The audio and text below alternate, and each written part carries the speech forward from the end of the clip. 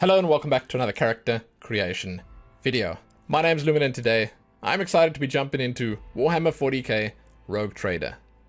Rogue Trader is a story-rich classical turn-based RPG from Owlcat Games. Those are the devs behind Pathfinder Kingmaker and Wrath of the Righteous, and it's a big one. Yeah, this is a Warhammer 40k game, but it's also a classical RPG, and it's coming from a studio that really knows their stuff. Like, how could you not be excited? If you want to do a deep dive to discover all there is to discover about this game before you jump in, you can find some links below, and as always, they're going to be timestamps. You can use the timestamps to find what you're looking for and leave satisfied. The focus of my video will be, for the most part, on the cosmetic stuff, the appearance stuff. I will cover everything that's available, but this is more of a showcase and not so much a guide. So, we will start right here. As you first jump in, you get to pick which story you're going to be playing. So any DLC that comes in the future will probably be listed here as well. Then you get to jump in and pick your difficulty. So you can go from story all the way up through to unfair. And it's kind of cool because it shows you just how unfair it is with all these bars going up way too high. And once you've selected this, yeah, sure, we go unfair. Then you get to pick from a couple of pre-made custom characters. And you also have the option to create your custom character. And that's obviously why we're here. If you do, however, pick one of the preset characters, then it gives you this preset story ready to go. It gives you the background. As an example, Hekata here is from an imperial world with military traditions. And yeah, she's an Astra Militarum commander. And yeah, the rest of her stuff you can see over here, the abilities. We are not going to be covering it right here and now in great detail. We'll jump through to the actual customization and look at them there. You can also see what she'll look like over here. And you can, if you click this little button over here, see her without clothes on too, if that makes you happy. Just because, why not? There's also a few different options for colors. And when you go into the appearance tab over here, you can also change her any way you like. The idea is basically just to give you an easy starting point, right? So you can pick one of these three as an easy starting point. As I mentioned, she's a marksman. Then we have Darius over here, an operative from a death world, and his background's a crime lord. It's pretty cool. Pretty cool. That's what he looks like. And then Bahardor is a warrior, death world commissar. Fantastic. Fantastic. Those are your pre-made characters. I don't think it would be cool if they gave us a little sort of blurb about their history, about who they are, and so on and so forth, but it's kind of less important, because let's be real, if you jump into a game like this, you're making a custom character.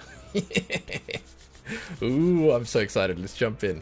So, first things first, the appearance. This is obviously my favorite part of the video. You get to pick your portrait, and I kind of like the way this works, because when you select a portrait, then the character over here actually changes to reflect the character in the portrait. It's great. But much like in the Pathfinder games, like in the old Baldur's Gate games and stuff like that, you can have a portrait and then you can have your character look however you want it to look. Right? So you can change the character's physical appearance here, and you can have any portrait to match that, or not match it. So, let's have a look at what these look like. The art is phenomenal. The artists that did these portraits are just like next level good. These are just the best. You can also do custom, so you can upload your own, or basically input your own. You can put a photo of yourself there, a photo of your dog there, a photo of whatever you like. Now, let's have a look at these. These are pre-made, and it's kind of nice. You know, the idea of having the character physically in the world matching the portrait, it's kind of nice. Because it doesn't generate a portrait for you based on your character, like, say, Baldur's Gate 3 does. But it is nice if you can sort of have it matching anyway. It's sort of just an extra layer on top of what's already available. So there we go.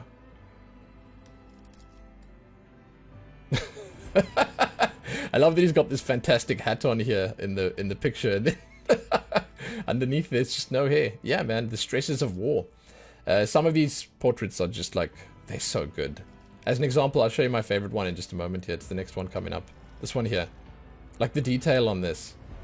And it's so unique. You know, the amount of stuff that's going on this character. The pipes.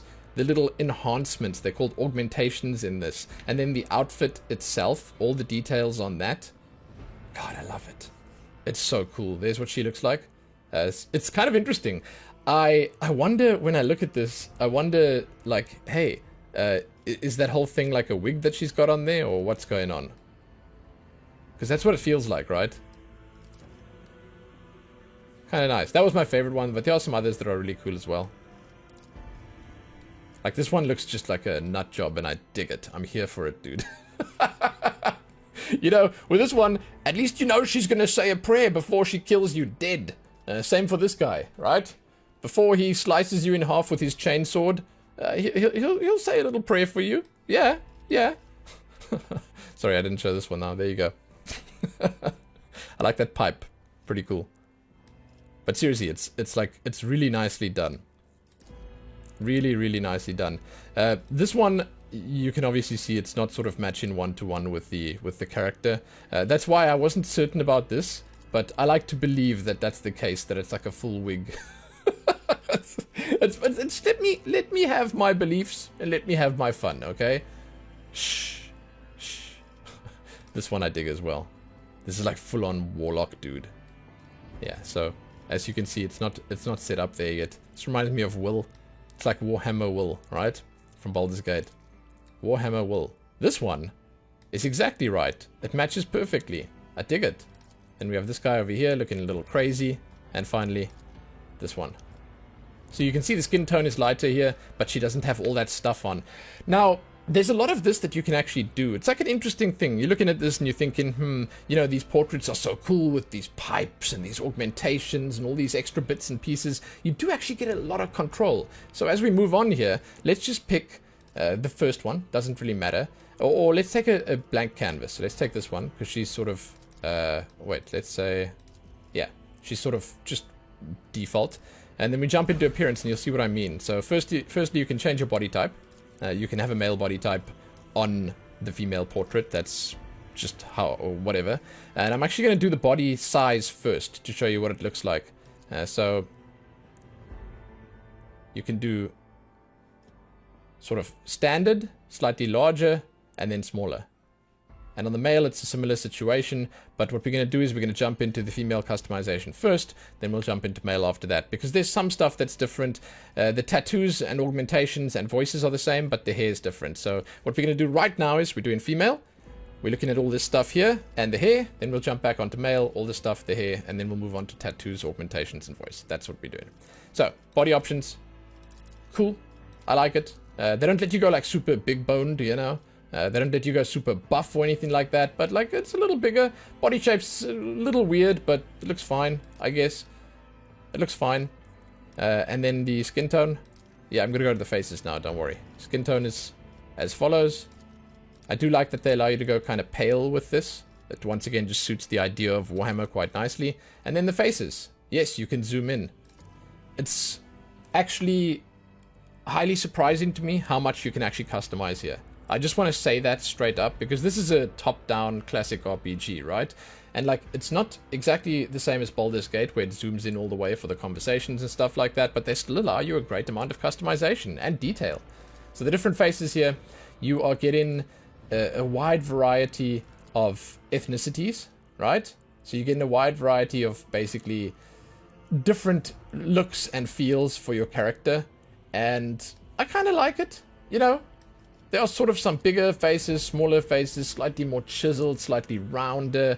You've got a lot going on here. And if you look from the side, you'll see lots of stuff. Like the face's overall structure changes a huge amount with some of these. Again, it's very impressive for a game that's sort of played from the perspective that this one's played from. You know? So we'll take this one as a default right now. That's a slightly less impactful thing, I want to say.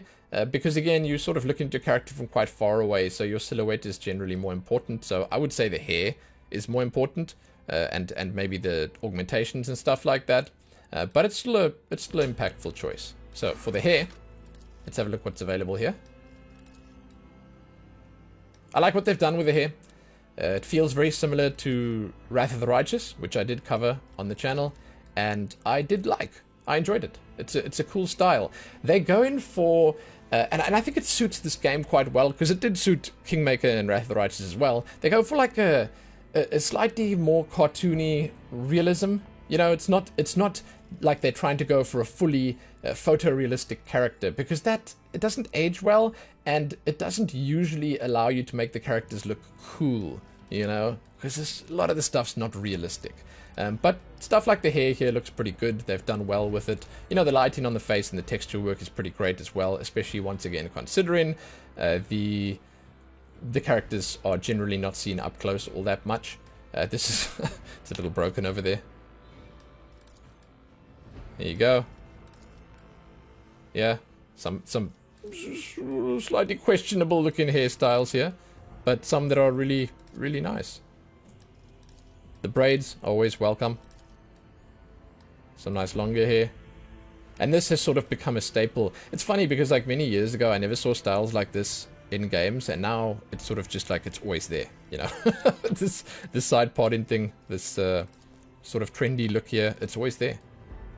I actually like it. I'm here for it, man. And you have the slightly bigger styles here. I do feel like one of these two, like this one maybe, is the one that she uses. Yeah. But it looks nice. I couldn't tell you if this is Warhammer, like if these hairstyles are Warhammer, if they suit Warhammer's style and whatever, but they do look good to me. So yeah, for me that's all that matters. Let's pick one of these. Let's just take, let's say for instance, just a basic one, so we can see the color. This one's good. You can scroll down. The hair colors, decent selection here.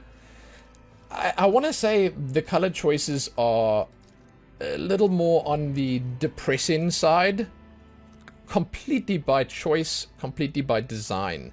You know, Warhammer as a universe, yeah, it has its reputation, you know. It's like, you know what you're getting into if you're getting into Warhammer. You're not going to find a bright hot pink hair color here. You're not going to find no pretty rainbows and stuff, and that's by design. Once again, that's the kind of stuff that you'd expect. I like it. It's kind of cool. Personally, I'd go for like the lighter one, the sort of redder maroonier tone, or the just pitch black one. I was sort of shocked, maybe that's the word, to see that they allow you to do eyebrows. Like, it's weird, you know. I find it quite strange that it's an option for a game like this. Like, again, you played a classic top-down RPG. These guys let you do your eyebrows. Thanks, man. Like, I love it. Don't think this is a complaint. It's just, I was like taken aback. It's like, what the hell? My eyebrows? Thanks. Okay. It's cool. Yeah. I mean, the thing is, the eyebrows always end up being quite a big deal because it's the look and feel of your face. You know, there's so much emotion tied to the eyebrows that it's important. It's an important choice to make. And then you get to do your eyebrow color as well. I saw one over here that I liked. Where was it? Let's go with that one. Yeah. You get to do the color separately from your hair, which, yeah, it's cool. It's nice. Not about to complain about this. Good options. Really good. There you go. Okay. So now what I'm going to do is I'm going to jump back to the male options quickly. So we're going to go over here. We're going to pick male, and we're going to have a look at what's available for the male. Just because, again, the tattoos and augmentations, those are the same across the board, but the hair and this stuff is different. So let's do it. We're going to start with the body types. Once again, we'll do these two, then we'll jump onto that. I feel like the male body types, the word better is not exactly what I'm going for, but like it's close. I want to say the body types for the males look a little more natural, right? A little bit more. A little bit more. Not a huge variety here, which is fine. It's alright. And I think that they probably had to stick to a certain size as a maximum just because, as you could expect, it's kind of difficult to have your main character just sort of be massively bloated or teeny weeny and then have the armor and outfits and stuff still fit properly without clip-in and stuff. So I'm happy that we get at least some options here. Skin tones, it's exactly the same as on female. There are some good options. You don't get to go super dark, but this is pretty dark already, but you do at least get to go pretty pale, which is nice. There you go. Now the faces. Let's zoom in. I was personally a slightly bigger fan of the male faces. I thought that the male faces brought with them a little more variety than the female faces. Not a huge amount, not a massive amount more, but yeah, like they are a respectable amount more. I skipped a few there, sorry.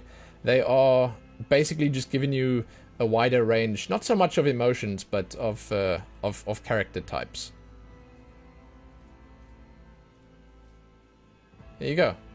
Alright, we're going to take the default one for now, number 1. Then we're going to jump onto the hair. Starting over here. Male hairstyles, they are pretty plentiful. It's enough, all things considered. Not a big fan of this. I just want to say, it's like, it's sort of like a pet peeve of mine when it comes to games that do hair. But like, I can never get angry or unhappy with a classic RPG's customization if it has bad texture work on, say, the stubble and stuff like that. Just again, because whenever are you going to see your character like this up close? You know? So it's like, it's a non-issue in a game like this. And I personally, I kind of like what they have on the male side a little bit more than on the female side. As an example, this hairstyle would look amazing on females. Like, why don't we have that? I always firmly believe that if you're a dev of a game like this, and you can put these hairstyles on a female body without any clip-in or problems, you should just do it. You should just do it. Don't hold back. Don't think that this is a male-only style. No! Just put that on the ladies, man. It's not like I'm telling you to put beards on the ladies. I'm just saying give them all their hairstyles. Give them all the choices. So like this stubble versus... sorry, this is me explaining my pet peeve. Versus this. Oh. It's like way better. I'm saying this is way better. Anyway, it's a different style, so this is pretty cool. I kind of like this one as well. Decent hairstyles, huh? Like, this looks nice. I really like the texture work that they did here, and like the style of the hair as well. It's quite cool. Then for the colors, let's pick... this is my favorite style by far. Let's pick this one. Look at the hair colors. Once again, sort of dreary, grim, dark looking hair colors for the most part. Even the brighter ones are dark looking. It's just Warhammer, dudes. That's just Warhammer. And yeah, you get some sort of bluish tones here, but it's not a huge thing. And the red is probably the most interesting of the bunch. That's fantastic. You can probably make a nice Geralt of Rivia. Let's do it. Let's go for the white. Eyebrows. This is not a Geralt of Rivia face, but it's whatever, man. Like a pretty decent selection of eyebrows here. I did not do my homework on whether or not the eyebrows are the same on the males and females. I'm sorry, I didn't look at that. But but they do look pretty similar. I'm not going to say they are exactly the same, but I think they're mostly the same. Mostly. Yeah. And I mean, these are... They're cool. They're impactful. They look good. Yeah. I'm going to take the first ones, though. And just I like bushy brows. Then the colors. These are exactly the same as the hair colors. There you go. Pretty cool. Let's take eyebrows to match. And then, hey, I like this. The beards, they are pretty cool. I just thought this was another sort of, you know, I said on the female side, I was shocked when I saw so many eyebrow options. I was shocked and relieved to see so many beard options. I love it. I would say, if I had to pick a highlight of this entire character creation system, I don't know, man, I'd probably say it's the beard. Now, let's make it look more natural. So I'm going to actually go straight forward and ahead and pick the gray color here, or the white color here, just so we can see what they look like. I'm a big fan. I think they did a phenomenal job with the beards here. The quality on the beards, the coverage and presentation, the representation, everything about it. It's like they have everything. They got this one without the stubble, this one with the stubble, this one with the burns. It's like there's just so much here.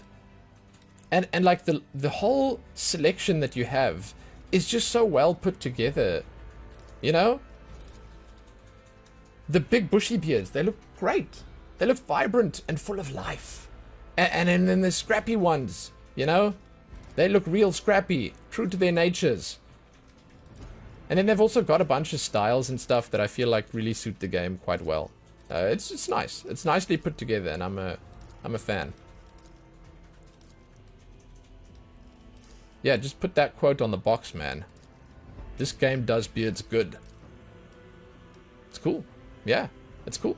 So, for the purposes of the customization here, I'm just going to pick one of these quickly and show you what the colors look like. It's the same as the hair colors, but I'm going to show you anyway that you can separate the colors. You can separate the beard, the eyebrows, and the hair, which is, you know, something that not a lot of games do. Not all games do that, that's for sure. But you can do different colors here. And again, for the purposes of this video, we are going to take the beard off. And we will... should we do it on the male character? Let's do it on the male character. We'll take the hair off, and we'll make the eyebrows dark, so we don't get distracted too much. Because now we are moving on to the next part. Tattoos. This is a cool system. Now, your first choice here is the scars, which are not actually tattoos, it's scars. And I think these are facial scarring. Let me just check to make sure. Yeah, so there you go. That's over the one eye. That's across over the nose and the eye. There's the squall, lionheart one. It's over the mouth here. That's just all over the whole face. Big slash, and lots of scratches. Okay, so those look the same on the female character. If you want proof, I mean, I don't think I need to show you proof, but it's the same ones. Okay, right? Same ones. One of the reasons I like for this specifically to use the male is because you don't have the clothing to obscure the tattoos and stuff like that. The tattoo system is cool. I just said I like the beard system the most. It was my highlight. But I'm going to say now, and pretend I didn't say that I actually kind of like the tattoo system the most. God, I'm sorry. I'm sorry. I can't. I'm sorry. I'm a liar. Shish. String me up, okay? I like the tattoo system because they just don't care. They let you go. You know? They let you go. So what I'm going to do is, I'm going to show you how they let you go in just a moment. I want to first show you all the options, then the colors, then I'll show you how they let you go. It's basically with this. You have 5 choices, and each of them can be something different. So you can put a sleeve on for the one choice, then you can go back and put a different sleeve on for the other choice, and you can just put it on top of the same sleeve. Or you can put it on the other side if you'd like. And you can just keep going like that. And I love the idea of it. But let's just look at all the characters, the options quickly. The designs quickly. A lot of these have some significance in the Warhammer universe. This is just eyeshadow. A lot of these mean something to people. I'm sorry guys. This is where I let you down. It doesn't mean anything to me. These are just cool tattoos, which is something in its own right, but like I don't know the significance, cultural or otherwise, of any of these tattoos. So I'll leave it to you guys to you know, suss that out for yourselves, or lecture me in the comment section, because I like lectures. I read them all, man. Every single damn comment. Even you guys who just come in here and say like, hey, have a good day, Lumen. Yo, thanks for the video, man. Have a good day. I read everything. I read every single comment. But there's a lot going on here, okay? So the tattoos have a lot of stuff on here that probably means something. That's probably important somehow. I obviously just don't know, like I said, the significance of it. I just see the pretty pictures and the cool designs, and I'm like, yeah, man. Yeah, give me a tattoo watch. I'll take a tattoo skull watch. Give me that. You know, that's me. That's me. I realize I don't have to go back and forth, but I'm showing you everything. I'm going full on this. Everything. That says Mortis. Huh. Wait. Mortis. Did he get his own custom tattoo in the game? Good on him, man. I love that guy. His videos are so good. They're fantastic, actually. Jeez, man. He's put out so many Warhammer videos already. Like, if you're going to watch a guide for the classes and the lore-based choices that you make here, you should go watch Mortismal Gaming's stuff. Like, he's just really good. He's really good. Anyway, that's the tattoos available. But as I mentioned, there's a layering system. So let's take one that's kind of big and sort of in our face, or in this case on our face, and let's look at the colors. So you get to choose these. It's like, you know, you got a dark choice, a light choice, a sort of middle of the road choice, and a red choice. And now what's kind of nice is you can choose to go for different styles with these. So we can make that red And then we can go over here and we can put a skull in the middle and make it like lighter or whatever. I know this looks terrible. Okay, I'm just showing you a few examples. And then if you want to, you can throw these in the other slots. And I feel like this is like, okay, the skull looks terrible. Like, let's be real for a second here. This would look better, I suppose. But you can go for a fully themed look, or you can just go like, you know, crazy. And you can just put the same tattoo, well, the same tattoos on the same slots, you know, so you can like just fully ink up this one arm like a mad lad, and that's that, you know, you do it, you just do it. There you go. You make a smudgy mess. So I like the idea of it. Can you do a whole lot of interesting stuff with it? Yes. It's not like an unfathomable amount of customization, but it's a good amount of customization. And I think that for the most part, like, you'd be able to find something you like. You know, you can go for something sort of subtle if you want. Something like this. There you go. Just some chains on the hands and a little bird on the head. There you go, man. There you go. I know the bird has significance. I'm sorry, I don't know what it is. But that's not the end of the customization. Next up, we have augments. These are the bomb. These are really cool. Now, these are basically what you see in some of the character portraits. You know, I have a few... It's not complaints, but I would have a few suggestions. I would say it would be cool if we had some more 3D augmentations. In other words, the pipes actually protruding from the head, not just texture work placed on it. You know, this, for instance, these are two, like, metallic overlays that they just have in here. They look fantastic. They're amazing. They're really cool. Like, this is awesome. But like, I want those pipes that this lady has, you know? I want those extra bits and pieces that protrude completely. Yeah, maybe that's something they'll add in the future. I don't know, man. I can be hopeful. It's like, this is the closest you can get to something like that. There are some others that look similar, but I really like the way that these look regardless. I'm a big fan. I think that the way they've done it and the way they've implemented it gives you a lot of customization options, especially if you combine it with the other stuff. And it basically, to me, as someone who's an outsider looking into the Warhammer universe, this looks like Warhammer. You know? This stuff, the options that I've been given here, looks like Warhammer. And that's a plus. That means that they've done it right. You know? If you are a lore nerd with all the professional insights, you know, you've been following this universe and all the games and everything going on in it for many, many years, and you can point out what something is and why something looks like Warhammer, you know, bully for you.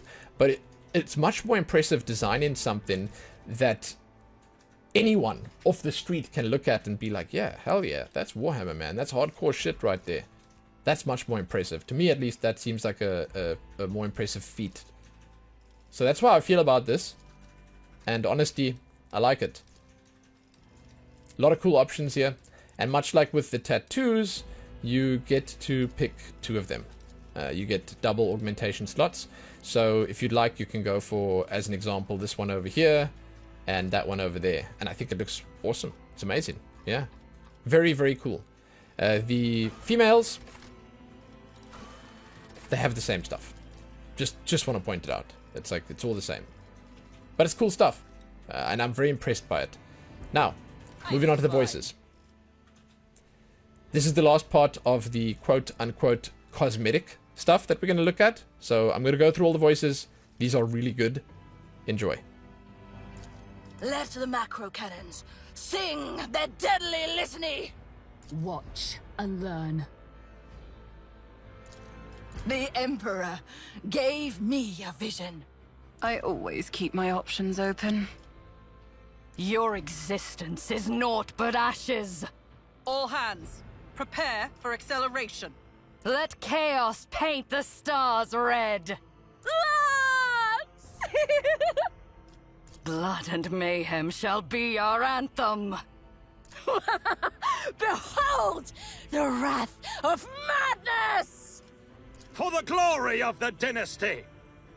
Stay faithful, and you will be rewarded. You didn't stand a chance! We have purified the battlefield of the enemy's taint. To arms! I will delight my masters with your demise. I'll make it happen. Blood and mayhem shall be our anthem. Behold the wrath of madness.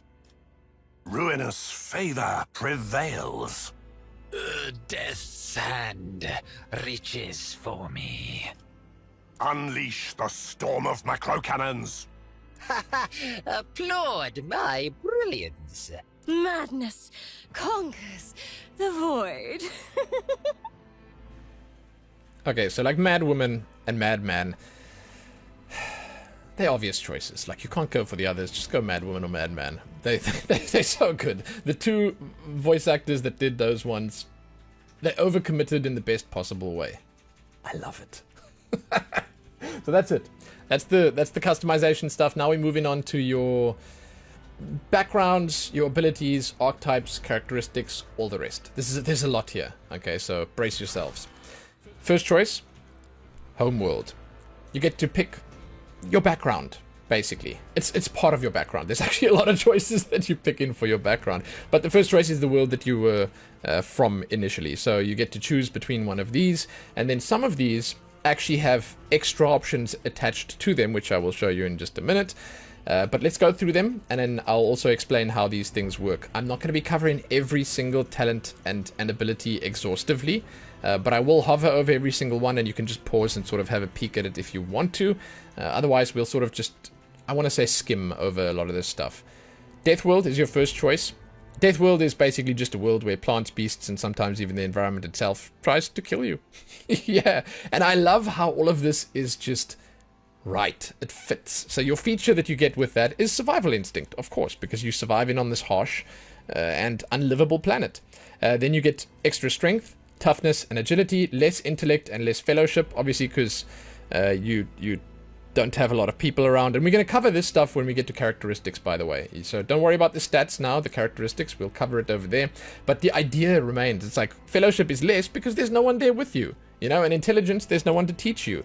And then the idea of like the talents and stuff, brutal hunter, because you have to learn to hunt on the death world to survive. Trusty weapons, again, it makes sense just because you've had the same old weapons. You can't get new ones just because, or just by going to a store or whatever. No, it's a death world. There's no new weapons here. Wounded beast, yeah, man, there you go. you get wounded a lot. Hellish life, because it's a hellish life. That one explains itself. And tenacity, dude. Gotta do what you gotta do to survive. It's amazing. I love how with each of these, you'll see it as we go through, it fits so nicely with the theme of the world. It's incredibly well done. So that's Death World. You will see another tab will pop up there when you have options for the choice that you make in here. So Voidborn, they're humans birthed in the belly of a void vessel or aboard an ancient orbital satellite. They have fortune as a feature. There you go. Characteristic modifiers are willpower and intelligence and less strength. Once again, it fits nicely with the theme. Talents, bloody mess.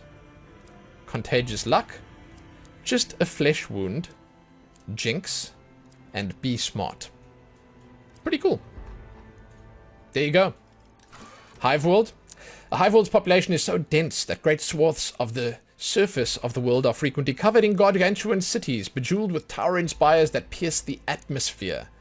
God, that sounds so cool. They paint a really pretty picture, and I wish we could see that in the game as well. I hope we can. I really hope we can. Features, strength in numbers. Once again, nice and thematic. Fellowship extra, agility extra, and willpower less. Then they have camaraderie. Outnumbered. Weapon personalization.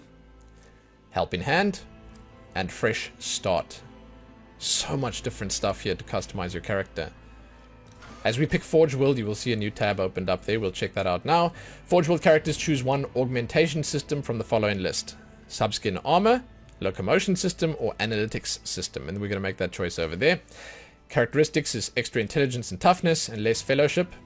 Then they have talents here. Pinnacle of weaponry, fires of the forge, steel of the forge, persistence of the forge, and calculated relations. I love it. And then over here you'll see those are the three options that you got to pick from. There's so much here. It's so cool, dude. Imperial world. This is humanity.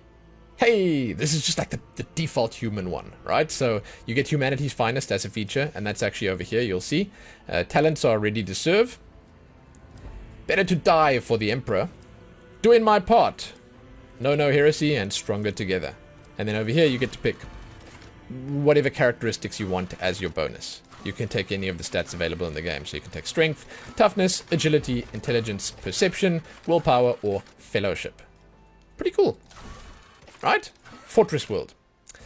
Fortress worlds are planets where the entire populace is immersed in warfare. They constantly train for the day that they may be called upon to defend the Imperium, a charge they solemnly uphold. Yeah.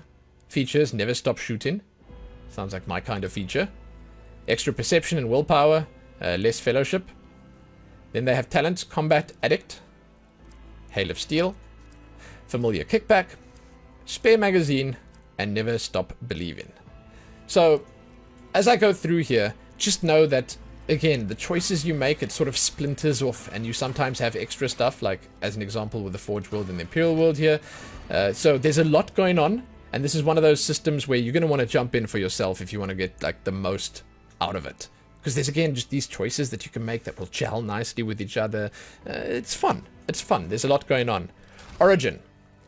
This is sort of like your... I would call this your background of your character, right? So this is what you were doing. Astra Militarum Commander, commonly known as the Imperial Guard, is the primary fighting force of the Imperium and the first line of defense from the myriad threats that endanger the existence of humanity. Cool. This gives you another feature. Regimental Tactics. You get characteristic modifiers over here, and then you get more characteristic modifiers over here, along with skill modifiers as well. So you're good at medic. And then suppression fire, talents, drown them in shots, friend in need, unflinching heroism, and shoulder to shoulder. So you can see why I would say that a lot of this, as you stack one on top of the other, might feel a little overwhelming. There's a lot going on here, so a lot of it you're going to have to sort of mess around with a little bit, man. You're going to have to get a feel for what you want to do.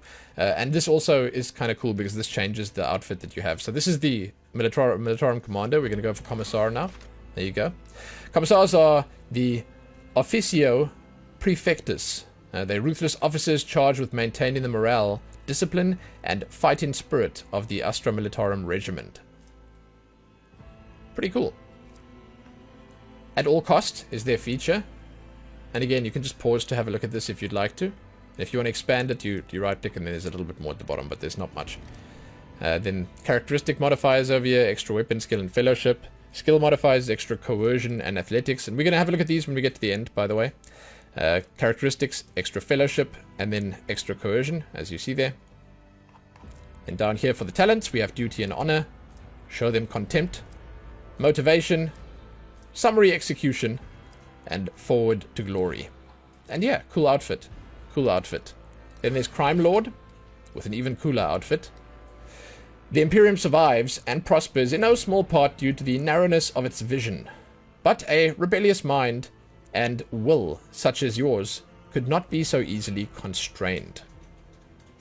That's a cool sounding background. Surefire Plan is your feature, your main feature. Characteristics is extra weapon skill and perception. Skill modifiers is awareness and logic. And then extra perception and extra awareness as well. Killing Plan, first talent. Escape Plan. Disorienting Plan. Contingency Plan. And the last plan. Yeah, it's a lot of plans and a lot of planning that the Crime Lord does. Then, Ministorum Priest. Fantastic outfit. Really, really cool. Oh my goodness. Ecclesiarchy, did I say that right? Known formerly as the Adeptus Ministorum, is a vast institution that oversees the galaxy-spanning religion of the Imperium. Yeah, so it's like a cleric or a priest. Warhammer. I love it, dude. The Warhammer lore, so cool. So fun. I think it's a great fit for a classic RPG, because there's just so much to draw from. Characteristics is toughness and willpower. Skills is law and medica. And then we have willpower and extra Imperium lore. So you've got, yeah, quite a lot of lore. Litany of Purification is your first talent. Litany of Hatred. Shield of Faith. The Emperor Protects. TEP. and Flensing Faith. Nice. Navy officer. Wow, this outfit. It's kind of loud. I like it. The Imperial Navy is responsible for the fleets of voidships that assert dominance of the Imperium amid the stars and fulfill other duties connected to the void and warp travel. Brace for impact is the ability here. Extra agility, fellowship, commerce, and demolition. Then extra agility and demolition over here. Do not falter. Scatter. Perfect timing. Get off me and get into cover. Nice. Noble. Oh, I like that outfit. Wow. Okay. The high nobility of the Imperium are an enormously privileged and powerful elite, a breed apart from the common masses they rule. Yeah. Cool. You serve me. That's pretty sick. Okay. Intelligence, fellowship, coercion, and persuasion. That's the characteristics and the skills. Then we have extra fellowship and extra persuasion. You, do something. You, protect me. It's kind of great. Oh my god. You, go on. You, kill it. So it looks like you have servants. The noble's servant. The noble's servant. That's really cool. And you are next. Let's mark in someone. Kind of cool, right? It's nice how different it is. Now, this is kind of... Ooh, dude. Sanctioned Psyker. This is sort of... I just want to, like, stop for a moment here and say that this whole thing, the Sanctioned Psyker, it's its own separate entity. There is so much on the Sanctioned Psyker, and it actually has its own extra tab. If you look at all these ones here, they don't. The Sanctioned Psyker has its own extra tab where you do even more customization. Like the layers, they just keep stacking up on this in the best possible way.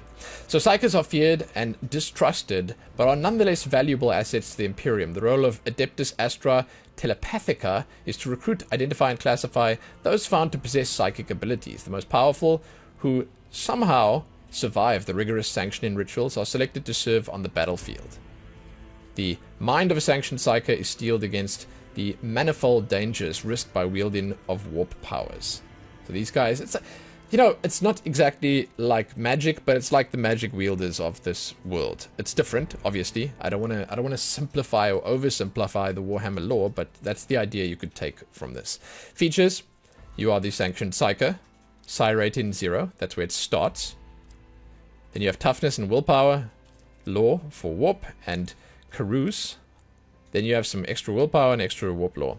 Then, talents. Psi rating 1, Psi rating 2, Psi rating 3, Psi rating 4. You get the idea. Still Mind. Inscribed Soul. Sacred Rites. There's so much here. Blade of Light. Enforced Reality. Psychic Barrage. Second Sight. Stabilizing Factor. Subtle Manipulation, and Obscured Threat.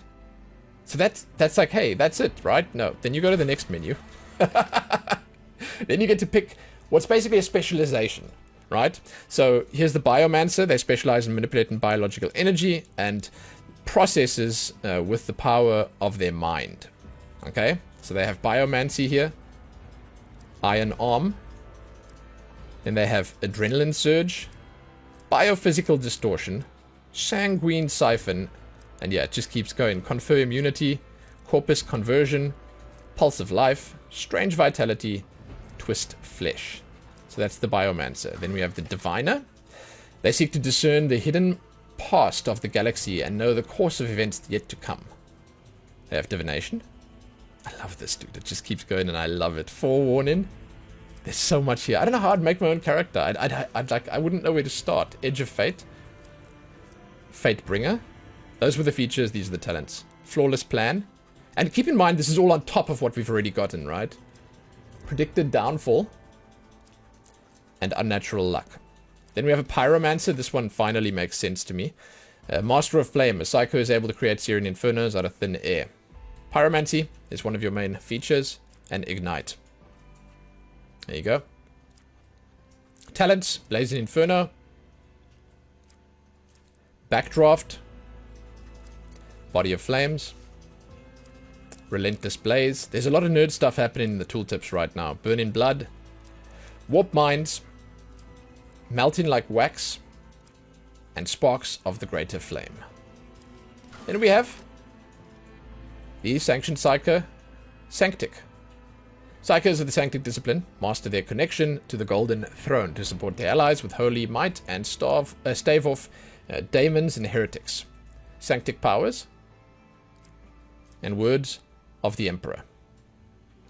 They are destined, their talents, Edge of Dawn, Eternal Glory, Psalm of Heroes, and Sanctified Slayer. By the way, I love how this arm moves down when you select the different ones. It's kind of sick. Then our final one is the Sanctioned Psyker Telepath. Telepaths use psychic powers in conjunction with their own minds to delude and control and destroy the minds of their enemies. Telepathy is one of their features, and the other one is Psychic Shriek.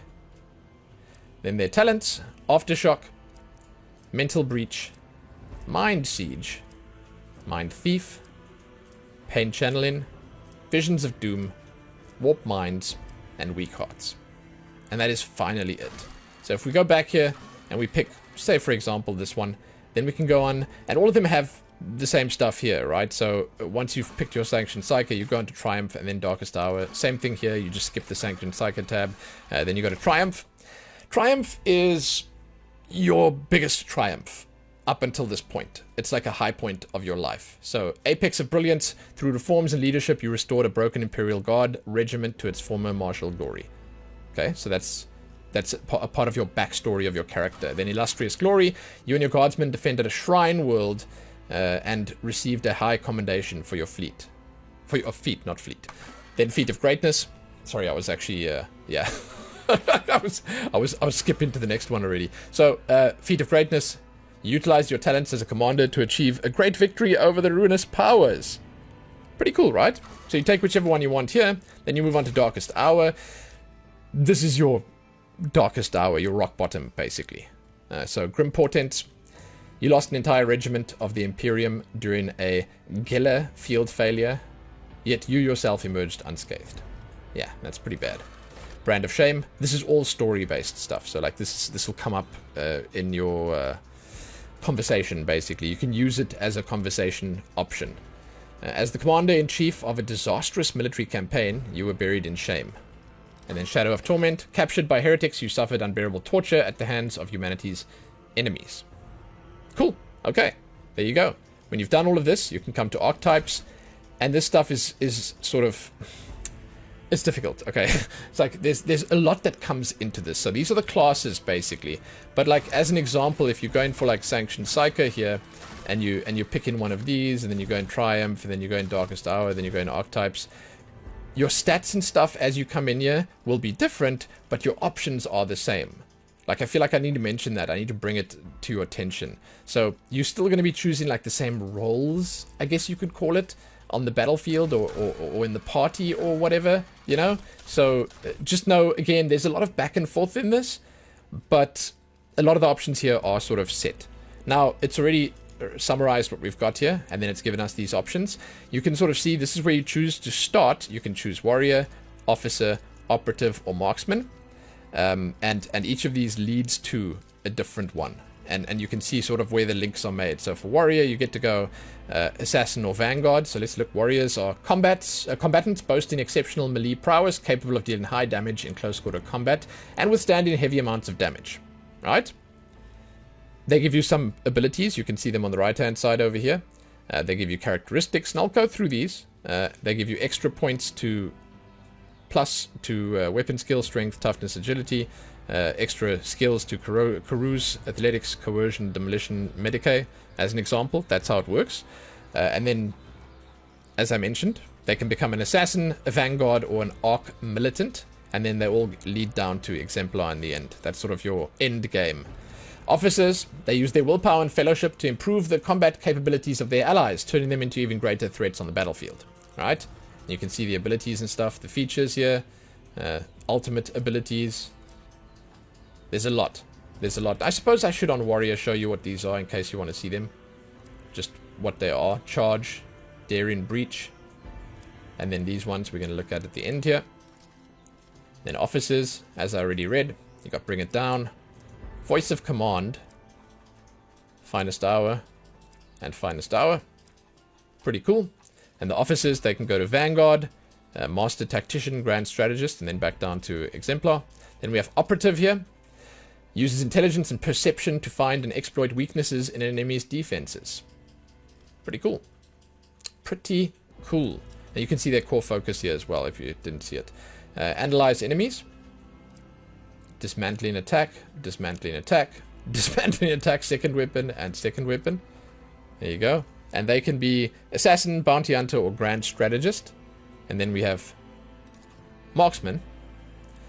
Is a master of all ranged weapons, quickly able to assume an advantageous position from where they can stand ready to rain fire on the enemy. Yeah. And if you take all the different core focuses here, then you can sort of see what exactly you're going to be doing. Like the warrior is going to be melee, movement and dodge, armor and parry, taunts and soak in damage. It gives you a good idea of which one you might want as a favorite, you could say. But now if you're looking at this and you're thinking, whoa, this is already a lot. No, this is not a lot. You ain't seen nothing yet. There's much more. These guys have run and gun, revel in slaughter, and then twice military excellence. There you go. And then you can't fully explore the sort of lore and everything behind these, but each of these actually has this full talent tree basically that you can go through, and it shows you all the passive abilities that are available here, all the different stuff that you can unlock when you level through here. It's a huge amount. Okay, it's an absolutely monstrous amount. They each have this, but this is something you only have to worry about when you actually jump into the game, right? You're going to worry about this when you jump into the game. So there's the same on all of these. You know, they all have their own stuff.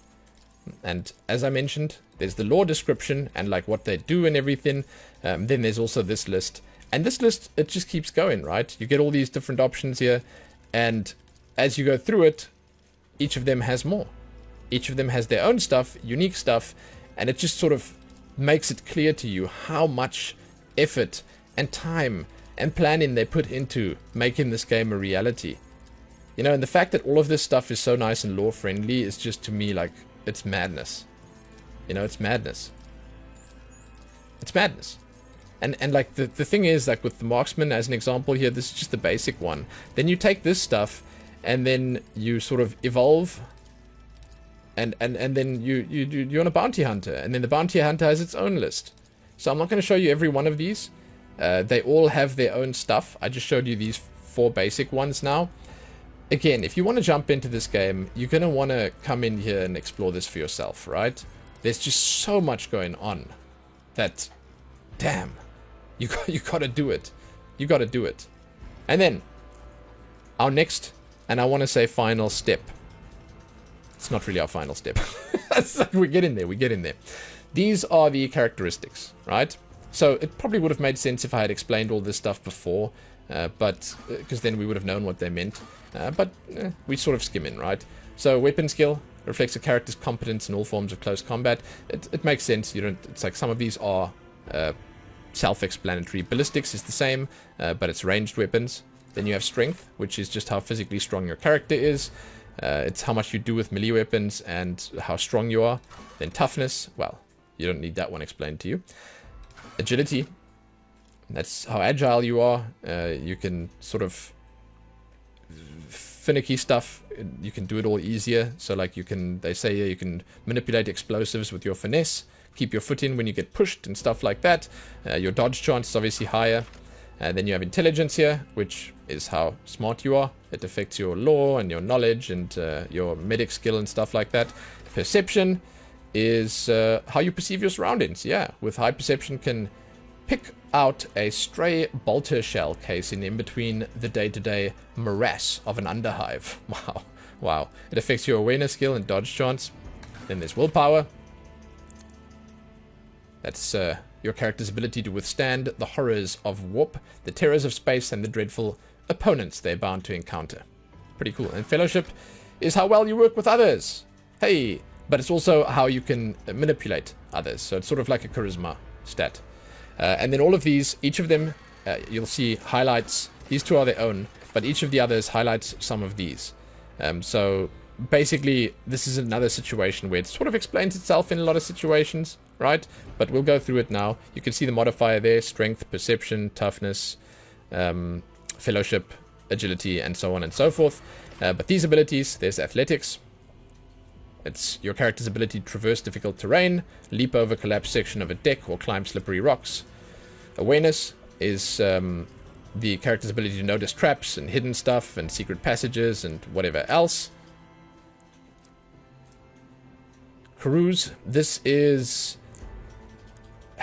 So, ability to resist negative effects applied by some poisons, stimulants, or alcohol. And it also, they say it gives you new dialogue options, but it's like, it's an extra for that stuff. Coercion, that makes sense. That's sort of how you manipulate other people. Commerce, that's your ability to make profitable bargains. Demolition, yeah, it's explosives. And also disarming and stuff like that. Logic is the character's rational arguments to make them more convincing. Allows you to notice any logical inconsistencies in other people's words. There's a lot of stuff here, right? Then there's law for Imperium, warp, and Xenos. And then Medicae, which is your medicine. Persuasion, which is very similar to coercion, but a little different. This is to manipulate other people through negotiation. Allows you to reach their desired goals in dialogue without fighting, generally. And then tech use is the final one. Repair complex mechanical items, and so on and so forth. You get to apply a bunch of ability points here. You have 30. You can put them in pops of 5. And once you've done putting those in, then it adds to these, as you can see. Then you can jump onto the final part here. This is your Voidship. Kind of cool that you get to pick this, right? Yeah, man, you get to pick your ship. And I looked at this and I was like, oh, that's a cute, dinky little thing. And then I read the size. So first things first, this is the Sword Class Frigate. You get to change the name. You get to generate a random name or just give it your own one that you want, right? Daring Destiny. Perfect, perfect. This is the Sword Class Frigate. It's a classic combat ship design, proven in thousands of battles, combining decent firepower with high speed and respectable survivability. You can hover over these. And you're going to use this in the game. This is actually something you use in Dimensions. Here's where I was like, her dinky ship, beautiful, cute little thing. 1.6 kilometers in length. 0.3 kilometers abeam at the fins. Approximately 6 megatons and 26,000 crew. Like it's a city. It's an actual floating city. And then you can see a little bit of lore about these, which is it's amazing. Like I love the way that they've thought through everything here. It's huge. It's just huge. Okay, next is the Falcon class frigate. You can once again change your name. This is a more advanced and modern design that was developed only 5 centuries ago, but it's already proven to be good as veteran frigates like Sword Class that we looked at here. Okay. This is 2.2 kilometers in length. It's a bit longer. Look at that design. 0.3 abeam, same thing as before. 6.5 megatons and 27,000 crew. And then here's... I think is that the same? Yeah, it looks like the same. Then we have the Firestorm class frigate. This one looks badass as well. It's a modification of the Sword class designed to deliver fire strikes against larger enemy ships, not shying away from engagement with a superior opponent.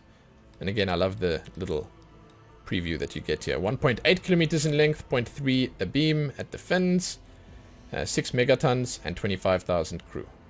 Fantastic, huh? And then your final point is your recap. It's basically everything you've chosen summarized quite nicely into a little screen here. And it's to me absolute madness that they're able to compress everything we just looked at on this. Like, how even they do that, I don't know. So, there we go. We're done. That's the end of the Rogue Trader character creation process. You get to put a name in here if you want to. Okay? They give you some nice random ones, and that's it. I am so thoroughly and completely impressed by this that I really don't have that many words to express it. There are layers upon layers. In all the best possible ways, they've managed to make this look and feel so Warhammer. At least from an outsider's perspective. So I don't know the finer details, but I've seen Warhammer, and this looks like Warhammer. It feels like Warhammer, grim and dark, and kind of depressing most of the time. I'm a huge fan. I think that they've done fantastically here. The customization options in the character are pretty impressive for the, let's just say, limited view we have of our character for the most part. You know, Wrath of the Righteous did a fantastic job with its customization system as well. Different look and feel entirely, but also impressive nonetheless.